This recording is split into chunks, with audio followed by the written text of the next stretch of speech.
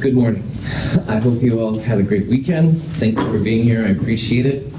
I'm going to back up just a little bit, and we're going to go over some of the stuff we saw on Friday, just because it's kind of important. But I do want to talk about what's happening this afternoon.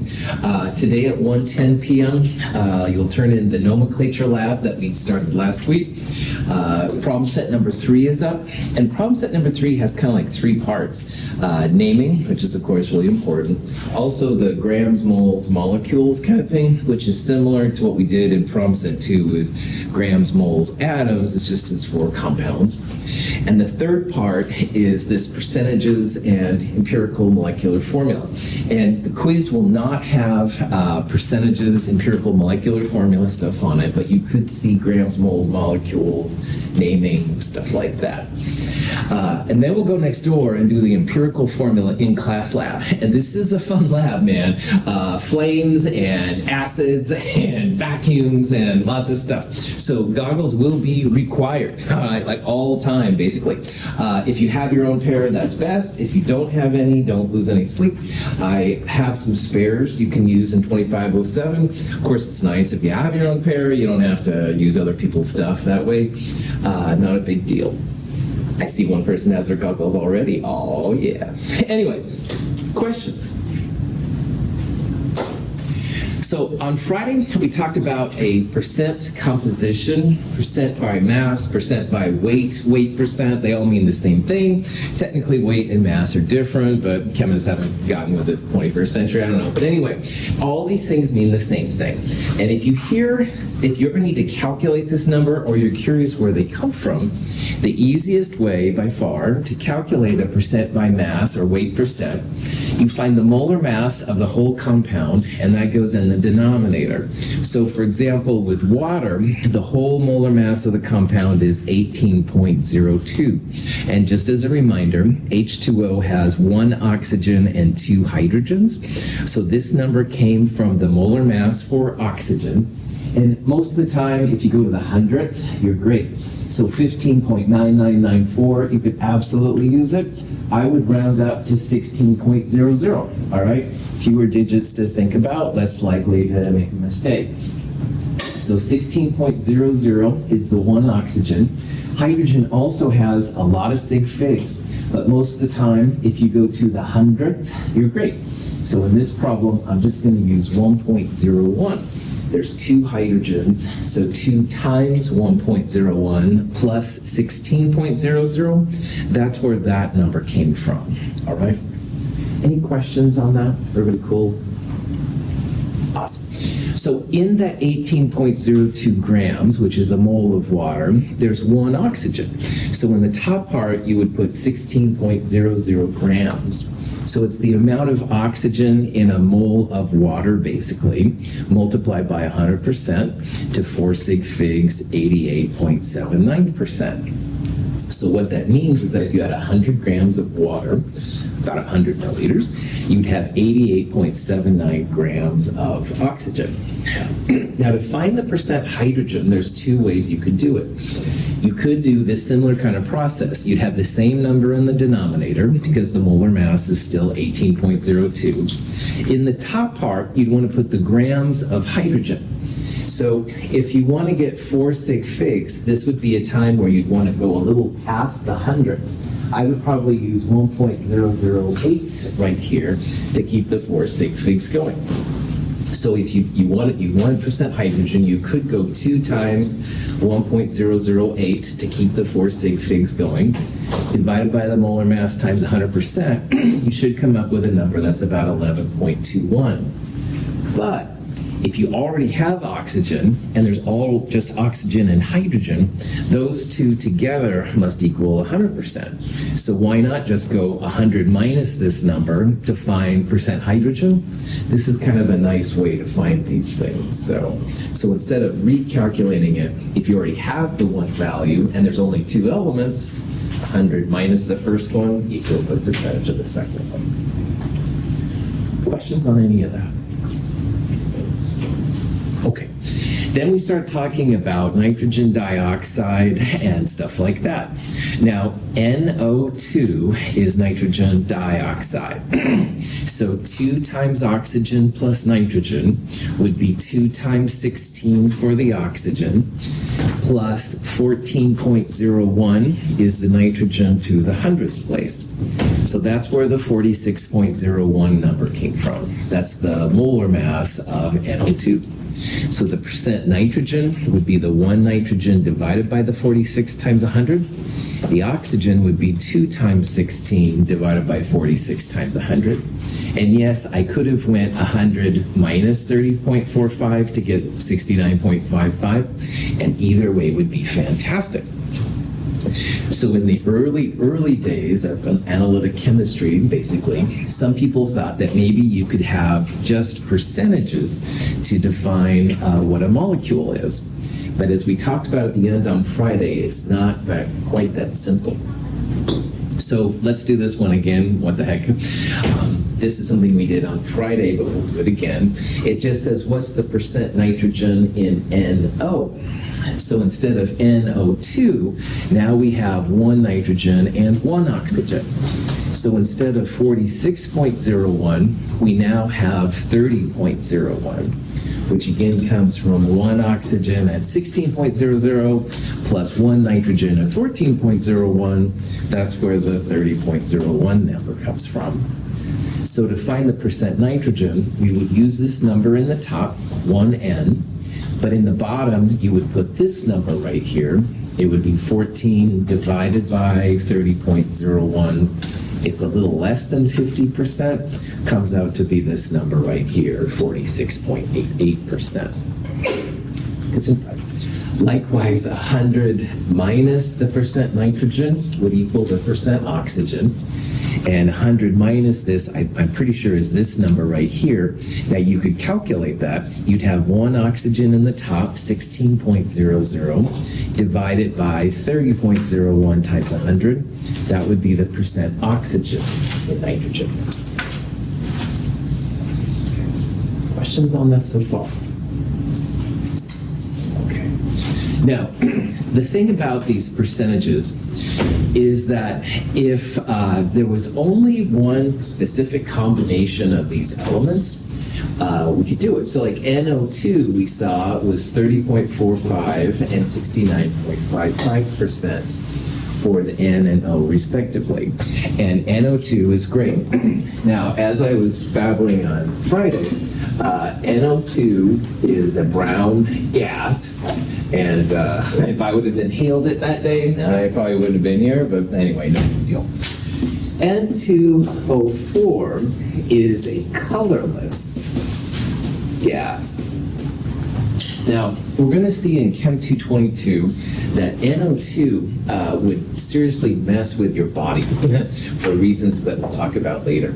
N2O4, I mean, if you wouldn't have any oxygen at the same time, it would be bad, but it would be better, all right? If the bad guy says, hey, you have to suck either NO2 or N2O4, all right, N2O4 would be a better case in this example. So anyway, that's neither here nor there and really silly, and you can probably tell I watched a lot of James Bond this weekend. But anyway, NO2 and N2O4, all right, same proportion of atoms, 2 oxygens to 1 nitrogen.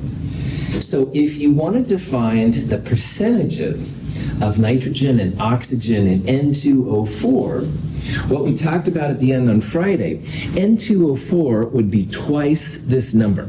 This is the molar mass of NO2.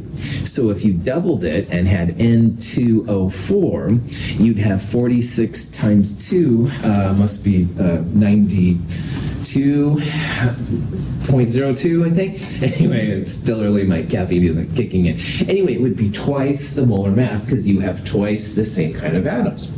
But you also have 2 nitrogens now instead of just 1. So the percent nitrogen in N2O4, you'd have 2 times 14.01 because there's 2 of them, and you'd have twice the molar mass, this number times 2. Well, if you multiply both of these by 2, the 2's cancel out, same percent nitrogen, okay? And for oxygen, it would be the same kind of thing. You'd have twice the molar mass because it's just NO2 taken twice. And instead of 2 oxygens, we now have 4. So you'd multiply this by 2. So you multiply both sides by 2. The 2's essentially cancel out. Punchline, same values. So NO2 and N2O4, same percent by mass, weight percents. And this is amazingly common in chemistry, all right? We're going to talk about next quarter that there's like C2H4 and C4H8, these kind of things. Lots of different combinations that are the same thing. And for example, sugars, there's lots of different sugars with the same formula, but they're configured differently on the molecular scale. So what this means is that chemists need something else besides percentages to define what the molecule is. And if you are the chemist getting paid here, we need another tool to take it from the percentages to the actual formula. So the punchline is percentages are great, but they're not the ending. We need something else to go to that molecular formula. Questions on that? Okay, so what we're going to start talking about then are empirical formulas and molecular formulas. And at the end of this hill we're climbing, a molecular formula is like the Holy Grail. It's what the chemists want to provide to the client and tell them what their molecule is. Now, all these weight percentages we've been just babbling about lead to the empirical formula, which is the smallest whole number ratio of atoms. So what we're going to do first is see how to find an empirical formula from those mass percents or weight percents, and then eventually we'll talk about how to go from the empirical formula to the molecular formula. So in the big picture here, someone comes to me and says, oh, I got this book, I don't know what it is. All right, well, I would have to do 2 tests to give a good answer. The first test, I'll send it through a machine and it'll give me a bunch of mass percentages. That'll lead to what's called the empirical formula. And from the empirical formula, with a second experiment, I'll be able to find out what the molecular formula is. Okay, so let's see how this works. So let's say that we send a compound that we've been creating that has boron and hydrogen in it, and we send it to a company. And there used to be a company in Portland called the Coffee Labs that were really good about doing this in Portland. I think they were swallowed up by some other group. But anyway, there's several groups that will do this, and they do a really good job. Now, sometimes it's cheaper to just have one element analyzed. And in this case, that's what we did. We only paid for the boron analysis. And if this compound only has boron and hydrogen, we're going to use the fact that boron plus hydrogen equals 100% to find that percent hydrogen. So in this problem, we send it away, we get a boron percent, we can find the hydrogen percent, and the question is, what is the empirical formula of the compound? Okay. So, our mysterious boron hydrogen compound, 81.10% boron. Well, what I would do if I was a chemist doing a problem like this is I would assume you have 100 grams total, all right? Now, Kevin might want to use 1 gram per mole, 1 gram total, and that's okay too, all right? But 100 grams makes this 81.10 grams of boron, all right? If Kevin uses 1 gram, it would be 0.8110 grams of boron. That's fine too. But I always like to keep things as simple as possible, so I'm going to assume 100 grams total. Now, in a formula like H2O or NO2, those are mole ratios. So NO2 means 1 mole of nitrogen to 2 moles of oxygen. And H2O would be 2 moles of hydrogen to 1 mole of oxygen. So if you have 100 grams, you're going to have 81.10 grams, but we need those numbers in moles. So if you look up boron, number 5, on the periodic table, 10.811, usually going to the hundredths place is fine, so 10.81 is all I'm going to use here. I can turn this grams into moles. So I assumed 100 grams, the percentage became the grams, 81.10 divided by the molar mass, 7.502 moles of boron. Questions what I did right there? Cool. Now, 100% minus 81.10% will give you the percent of hydrogen. That comes out to be 18.90% hydrogen, and in 100 grams, that would be 18.90 grams of hydrogen. Now again, you don't have to use 100 grams. I do recommend it. If you want to use just 1 gram, this would be 0.1890, and that's fine too. But if you use my easy, because I don't have to think too much version, 18.90% would be 18.90 grams. Now, I am going to go out 1 extra sig fig here because I don't want my 4 sig figs to be cut off. And if I used 1.01, if I used a molar mass to the hundredths place, I'd have to cut off a sig fig. And in my world, it's really important to keep those sig figs going whenever possible. So I'm going to use 1.008 grams per mole here for hydrogen. There are 18.75 moles of hydrogen in this sample. So on this slide, 100% total, we saw it's 81.10% boron. Let's call 100 grams would be 81.10 grams. And 100 minus that number would be 18.90% hydrogen. Grams have to be turned into moles. Boron's molar mass 10.81, hydrogen's 1.008 grams per mole. Any questions? All right. With these numbers, you could actually make a formula. You could call it B7.502H18.75. All right, we're done. No, sorry. So the lab last week, we didn't have fractions, right? We didn't have decimals and stuff. Always whole number atoms, all right? So we have to clean up this formula, but that's literally what this means. For every 7.502 moles of boron, you're going to have 18.75 moles of hydrogen. But that's ugly, all right? That's really, really ugly. So let's clean it up. And to clean it up, what you want to do is divide both of these numbers by the smaller number. So 7.502 divided by itself is, of course, just 1. 18.75 divided by 7.502 comes out to be 2.499. All right? And that's really, really, really close, as you can see, to 2.5 to 1. So by doing that,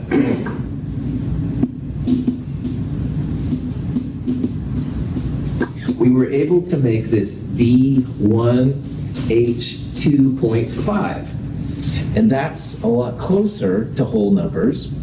But I promise in this class, you're not going to deal with fractions except for one time. You can't get out of it. But here, we certainly can. So if you see 2.5 hydrogens for every 1 boron, well, you can't have a half atom of hydrogen. Let's multiply that number by 2. So 1 to 2.5, if I multiply the whole thing by 2, that becomes B2. And hydrogen, which was 2.5 times 2, becomes B2H5. So the empirical formula here of this boron hydrogen compound, B2H5. Yeah. And we can do that because 1B is to H2.5 is the same descent as B2 to the 8. Yes, exactly. And also, atoms don't come in halves. Like you can't cut, like boron has 5 protons, for example. You can't cut it into 2.5 protons or something like that. They have to be whole numbers and stuff at this level. Excellent question. Other question? Okay. Percentages lead to empirical formulas. And that's what this thing is right here. It's the empirical formula, the smallest whole number ratio of our compound.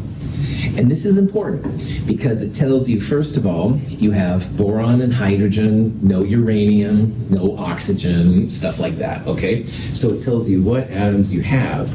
And it also tells you the ratio of the boron to the hydrogen atoms. So the empirical formula is the first step to the problem. But there's a problem here too. NO2 was a 1:2 ratio of nitrogen to oxygen. And N2O4 was also a 1:2 ratio of nitrogen to oxygen. So sometimes you have to go past the empirical formula to the actual formula.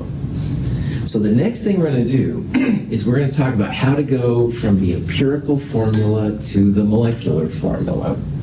So B2H5 is what we're going to call the empirical formula.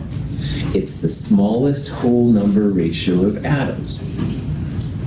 This next step, we're going to see what is the actual molecular formula. What does it look like in reality? Now, the answer is going to be some ratio where there's 2 borons to every 5 hydrogens. It could be B2H5, totally possible, but it could also be twice this, B4H10. If you take this and you multiply it by 3, you'd get B6H16, 815, times 4 would be B8H20, etc., etc. So we need one more piece of information in order to have this. And boron does this a lot. This is an example of boron being what I called a twisted metal, and we're going to talk about this more in future lectures. But see how there's like these weird arrows right there? This is something that boron does, and this is something we'll talk about in a future lecture. So it does weird combinations sometimes like this. No problem, nothing you can't handle as a chemist, but it is a little unusual compared to some of the other elements. Okay, so the question is, what is the molecular formula of this compound? Is it B2H5, or is it B4H10, B6H15, etc., etc.? And to answer this, you need a separate experiment. You need to determine what's called the molar mass of the compound. Now, a mass spectrometer is something we've mentioned before. It's like a fancy scale, if you will, for measuring the mass of molecules. So just like if you have a scale at home, you weigh yourself, the mass spectrometer is a way to measure molecules. And it's a pretty cool kind of thing. It is, though, a separate experiment. So you send one analysis away to find percentages, you have to have a separate experiment to find this molar mass value. If you know the molar mass of the empirical formula, you can relate it to the molar mass of the whole compound. It's like a ratio, and this will always give you a whole number. So we're going to compare the molar mass of the whole compound to the molar mass of the empirical formula. If the ratio is 1, that means that this empirical formula is the molecular formula. On the other hand, if we get a ratio of 2, we're going to multiply the empirical formula by 2 to find the molecular formula. It sounds weird. It's actually pretty chill. I'm going to go through some examples now of how this part works. But the important part is if someone offers you, says, hey, figure out what this compound is, you need 2 experiments, the percentage part and then a molar mass calculation as well. Let's look at an example. Let's say that we have a compound with an empirical formula of CH2. And we send this away, and the molar mass of the whole compound is 28.1 grams per mole. By the way, I just want to point out, if you see this moles to the -1, that's like saying per mole. All right? Like in math, x to the -1 is 1 over x. Mole to the -1 is 1 over moles. So instead of writing gram/mole, sometimes scientists will write grams, moles, -1. We can use this information to find the molecular formula. Now, the molecular formula could be CH2. It could also be CH2 taken twice, C2H4. It could be this taken 3 times, C3H6, C4H8, etc., etc.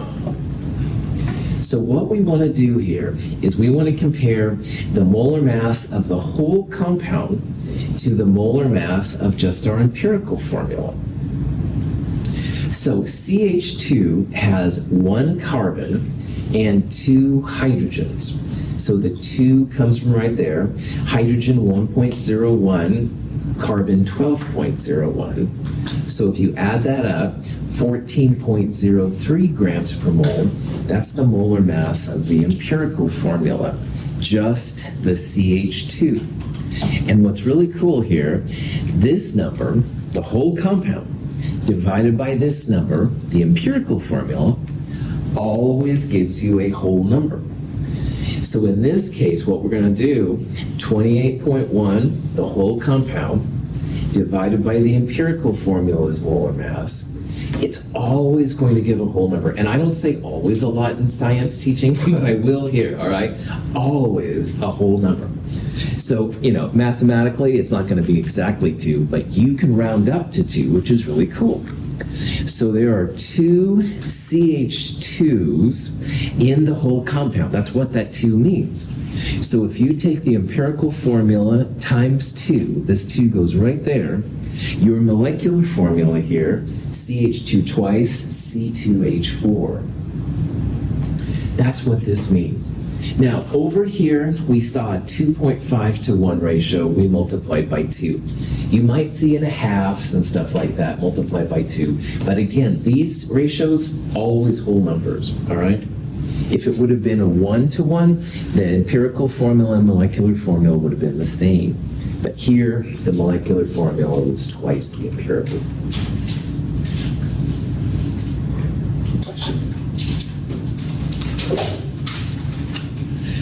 So here's a question you might see.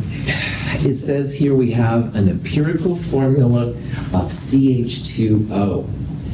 CH2O is the smallest whole number ratio, and the molar mass of the whole thing, 90.08. How can you find the molecular formula? Now, if you look at the answers right here, one of the answers doesn't make any sense for this problem. Which one doesn't make any sense? E, well done. CHO is the wrong ratio, all right? All of the answers have to have 2 hydrogens for every 1 carbon and oxygen. So even looking right here, there's an 8 to 4 ratio of hydrogen to carbon or oxygen. That's 2 to 1. This is 4 divided by 2, 2 to 1, 6 divided by 3. This is all 1 to 1 to 1. So answer E doesn't make any sense here. So what you would do on this problem is you'd find the empirical formula's molar mass. You want to add up CH2O. Now, here's another little trick. A lot of times when you're doing molar masses, going to the 100th is cool, but because these are always whole numbers, you can use just real simple molar masses. So carbon is 12 grams per mole, roughly. Hydrogen's about 1 gram per mole, oxygen's about 16 grams per mole. So roughly 16 times 2 times 1 plus 12 is 30 grams per mole. I'm not worrying about sig figs on this particular part.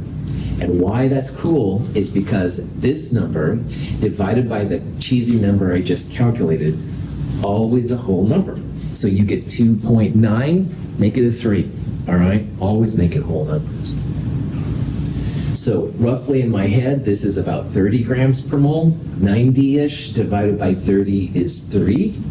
This thing times 3, I'm going to predict it's answer C.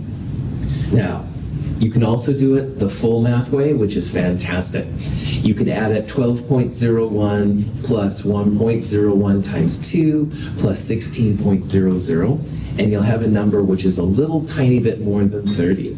But at the end of the day, 90.08, this number, divided by the number you calculate, will be a ratio of 3.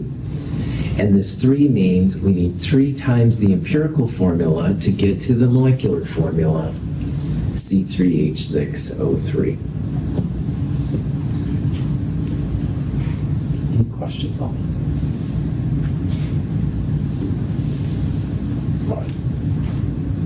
So back to our empirical formula boron hydrogen thing.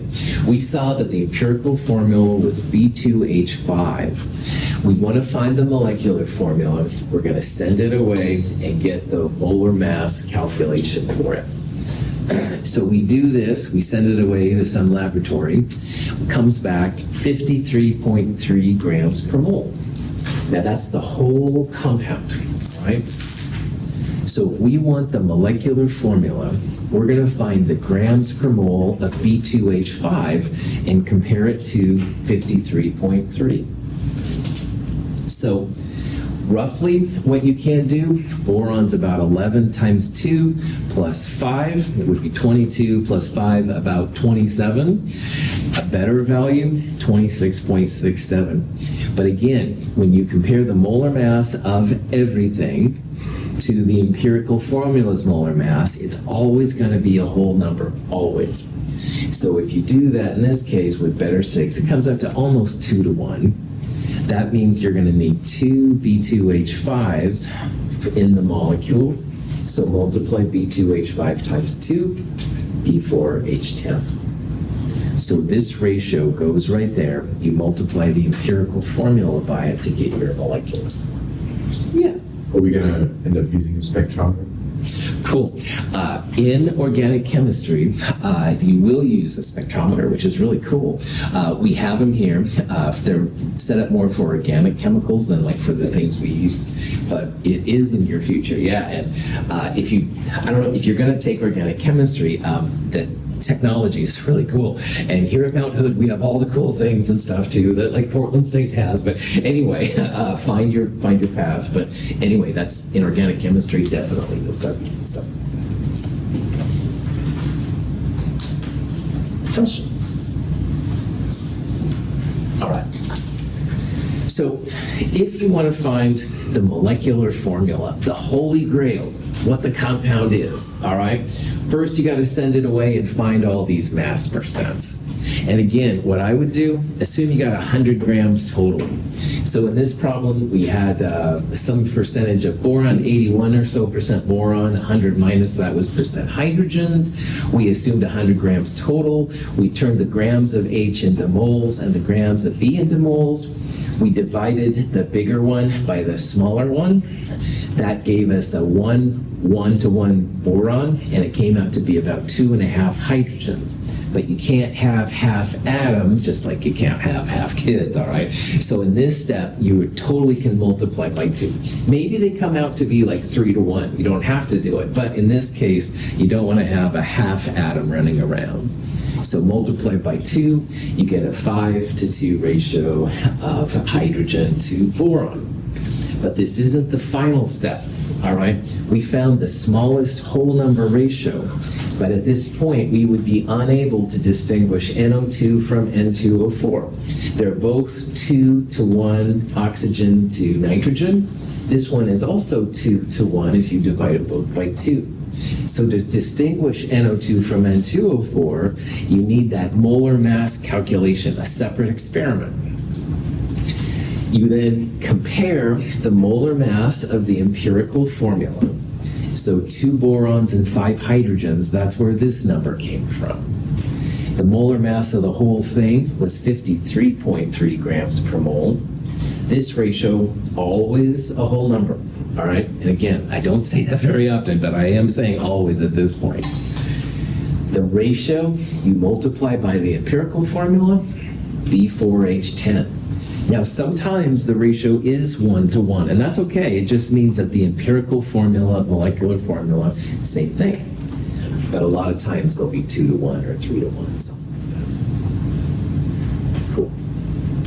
Questions? All right.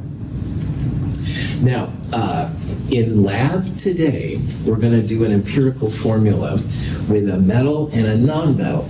And the process is similar with a little bit of difference. So what we're doing in lab today is kind of like this problem right here. Now, this is a reaction where you're taking tin and iodine and reacting them together. Now, tin's number 50 right there. We don't know the charge on tin most of the time. So tin can be Sn plus 2, and iodide always minus 1. That would be SnI2. But you could also have tin plus 4. And because iodide's still minus 1, that would be SnI4. So there's lots and lots of different combinations that are possible. So what you can do is you can take a known amount of tin and a known amount of iodine, and you put them together, let them react. You filter out the unreacted tin, so the SnI compound went through, and you can then get the solid that's out. So this is kind of a cool thing. There's tin left at the end. So all of the iodine, though, was used up. So if you can figure out the tin that reacted and the iodine that was used up, you can turn those numbers into moles and then find the ratio to find the formula, at least the empirical formula of your metal, non-metal compound. So in this problem, all right, we have a metal and a non-metal. Iodine is kind of a purple crystal, makes a neat kind of a solution color. But anyway, all of the iodine was used up, and the tin wasn't all used up, so we collected some excess tin at the end and isolated it. So what you can do, we used 1.947 grams of iodine. And one of the things we talked about in this section, have no fear of ice. Clear brew, good. Yeah, these are all the diatomics. So iodine technically is I2. It's not just iodine. Those 7 will pop up once in a while. It's just kind of a cool thing to keep in the back of your mind. So that's why I'm writing it as I2 right there. It's one of these. Now the tin is not on this list, so it's just tin by itself. But the iodines and the hydrogens and the oxygens will be 2s. Okay. Now, the tin that we started with was 1.056, and at the end, 0.601 grams of tin reacted. If you're doing a problem like this, you need to figure out how many grams of tin reacted with the iodine. So how can we use these numbers to find out how much tin reacted with the iodine? Subtract, that's right. So 1.056 minus 0.601, that'll tell the grams of tin that reacted with this amount of iodine. So if you do that, it comes out to be 0.455 grams of tin. You want just the tin that's reacting with the iodine. You don't want the excess running around. In today's lab, you're going to use up some zinc, but not all the zinc will react. So you'll have zinc before, zinc left over. Beginning minus ending will be the grams of zinc that reacted. Anyway, now that we know the grams of tin that were used, you can convert this into moles. So tin is about 118.7 grams per mole. That comes out to be 3.83 times 10 to the minus 3 moles of tin. What we'll do on the next slide now is we're going to take the iodine, turn it into moles of iodide, and then compare the iodide to the tin to figure it out. Questions so far? All right, 1.947 grams of tin were used. Thanks for playing. 1.947 grams of iodine were used, and iodine is a pesky diatomic. So on the periodic table for I, it's 126.9045. Multiply that number by 2 to get this number right here, 253.81. That's the grams of I2 and a mole of I2. So this is how many moles of I2 we used. But in a compound, we're not going to talk about I2. We want just the I, all right? This is kind of how this rolls. When a metal reacts with one of these 7 up there, they're only using individuals. So if you have a diatomic, take that number, multiply by 2 to get then moles of the individual iodide. So in this case, 1.534 times 10 to the minus 4 moles of I minus are reacting with this many moles of tin right here. So this is important. By itself, all of those I2, Cl2, O2, whatever, all right? But with a compound like germanium, it would be just individual atoms, not the diatomic version. So that's why I'm multiplying by 2 here to get just the iodide by itself. Questions? All right, so now that we know moles of tin, we know moles of the iodide, you can compare the two together. So these are the numbers of iodide from before. This is the moles of tin from before. Hopefully it comes out to be a whole number, and it does. Woohoo! So it's about a 4-to-1 ratio. And notice your sig figs, not quite, but pretty gosh darn close. And you can't have half atoms or 1/100th of an atom. So in this case, it definitely makes sense to have 4 iodides for every 1 tin. So this is SnI4. Iodide's always -1. 4 of them would be -4. This is a tin plus 4. Tin 4 iodide would be the fancy name here. Cool. Questions? In our lab today, we're going to have a copper chloride. You want to find the formula. And we're not going to use Cl2, so we're just going to use Cl-. But just remember, if we did have Cl2, you want to multiply by 2 to get just chloride instead. Yeah. These slides, and one where. Yes. In the companion, there you have printed versions. Online, you can find printed versions, and you can find the actual Keynote or PowerPoint versions if you want to.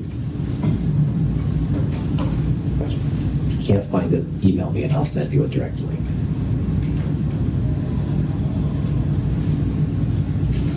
With respect, chemistry must be respected. I apologize for being so mascara. I put this cheesy thing up here because, first of all, everybody asks me about Breaking Bad. Have you seen Breaking Bad? Yes, I've seen Breaking Bad, and I really like it. However, it says chemistry must be respected. If you follow these rules, convert the diatomics to individuals and stuff, you've got this, all right? It's a little bit weird. Today's lab is going to be about finding a copper chloride. So you'll have moles of copper in the bottom, moles of chloride on the top to find the ratio, all right? It's pretty chill. If you respect these rules, you got it. Questions? And no, you don't have to like Breaking Bad or anything like that to do well. All right, so real fast then, I'm going to start the next section because next, not today, all right, but next week, Monday, first midterm exam. Oh, don't throw tomatoes at me, please. But anyway, gotta take care of business. So in this section so far, we've looked at chapter 1, chapter 2, and a tiny bit of chapter 3. And I want you to show me what you've learned. That's really what it comes down to. So chapter 1, sig figs, density, temperature, blah, blah, blah. Chapter 2, we talked about parts of the periodic table, isotopes, atomic mass, where those numbers come from, stuff like, and also Avogadro's number for atoms. And now in chapter 3, naming compounds, grams, moles to molecules, so Avogadro's numbers for molecules. And then also now this newest empirical formula, molecular formula stuff. Again, your quiz today won't have anything molecular formula, but there could be grams, moles, Avogadro's number, stuff like that. So next week, Monday, when you come to class, all right, here's what's going to happen. First of all, we won't have problem set 4 due. We won't take quiz number 4. The midterm will take place of both of those parts. So when you come next week, Monday, all right, calculator, absolutely important. Something to write with, pencil, whatever is cool. You can absolutely have a note sheet. All right, 8.5 by 11, both sides are fine. Handwritten, anything is cool, but nothing from the internet, nothing printed from a printer or stuff like that. You'll bring the lab we're going to do today, the empirical formula lab. Another new thing next week is we're going to do what's called exam prep worksheets. And I want to make sure that everybody is on a good starting page for the midterm. So right after problem set 3 in your companion or online is an exam prep. It's a single page, double-sided, 5 or 6 questions. And most of the questions, it lists the question and it gives you the answer. And I want you to show your work how you go from the question to the answer. So you know what the answer is, just make sure you can show me all the steps, detailed steps, all right? Don't cheese out or anything like that. Show me how you get to the answers. And by doing that, it just shows me that you know how to do these problems. I am hoping that those problems won't be too bad. But man, you get to number 4, we'll say, and you're like, what the heck, Russell? I don't remember this. That's when you reach out to me, reach out to the Avid LSC tutor, someone like that, so you can make sure that you know how to do that process before the midterm. So that'll be something due next Monday at 1:10 p.m. for you. The lab we're doing afterwards, and there is a lab afterwards, it's potassium chlorate lab. It's a fun lab because you get to burn stuff. Now in today's lab we're going to do, you have to be very gentle with your burning. But boy, next week, burn the heck out of it. So maximum flames, make sure you bring your goggles and stuff, you'll be good to go. The midterm itself, 20 multiple choice questions, where questions have 5 possible answers. There's also 4 short answer questions, and it'll be about 2 hours in length. You'll get that back the following Monday in class. When you turn in quiz 4, I'll give you the midterm back, and there will be a summary sheet at the end, kind of saying how you're doing as of today. So if you're curious, like how your grades are and stuff like that, the summary sheet will have a pretty good summary of what's going on. You don't need to have a Scantron. It'll be just I'll show your work kind of things. Questions? There is a sample midterm online. All right, actually a couple sample midterms, but the one especially was one I gave out a few years ago. So if you're not that new, if you're not that used to my ways and you want to see what the midterm's like, boy, check that out. Again, you'll put your answers right on the page. I think the sample midterm was in the old days when we had Scantrons and stuff, but we're not doing that anymore. But you shouldn't have any big surprises that way as to what's happening. So in the next week, just start gearing up, all right? Take care of business. Questions? Yeah. Did you say the midterm was next Monday? Or? Next week, Monday, that's right, yeah. So next week, Monday, we won't do problem set 4, quiz 4. Next week, Monday, will be just the midterm. Yeah. We're still going to have a lab. That's right, that's right. The midterm goes 1:10 to 3, and then after that, we'll meet for this lab, and it's a lot less, it's kind of a more chill lab, so good. Yeah. Sorry for the repetition. No. We're pushing back the part 4 quiz and what's it called? It's to the Problem set next Monday. That's right, yeah, that's right. Problem set 4 and quiz 4 will be 2 weeks from today. All right, yeah, good. Michelle, did you? So with the quiz we're about to do today, and you said it was mostly just what they're going to do. So The quiz today is going to be naming and also maybe some grams, moles, molecules, Avogadro's number, molar mass kind of things, but no empirical formula, molecular formula. No dumb questions. Other questions? Yeah. So there's no like water question on the There's no what question? like you know there's like like formula and there's a dot in the middle of it and it's like fine. So hydrated compounds, you could see a name for that. That's possible, yeah. You won't have to calculate formulas. No, you won't have to calculate formulas, but you could see a name like that. Good, good, good. Other questions? Okay. You think of a question later you want to ask and stuff, it's totally cool. Email me and stuff, which is fine. On Wednesday, what we'll do is we'll start questions like this. We won't do it today, but these are all like iClicker questions. If you have an iClicker, you can do it. These are just sample questions you might see. We'll talk about the answer after you have some time to work on it, so it should be pretty chill. All right? But for today, yeah. All right. I'll see you all at 1:10. Have a great day. Thanks for being here.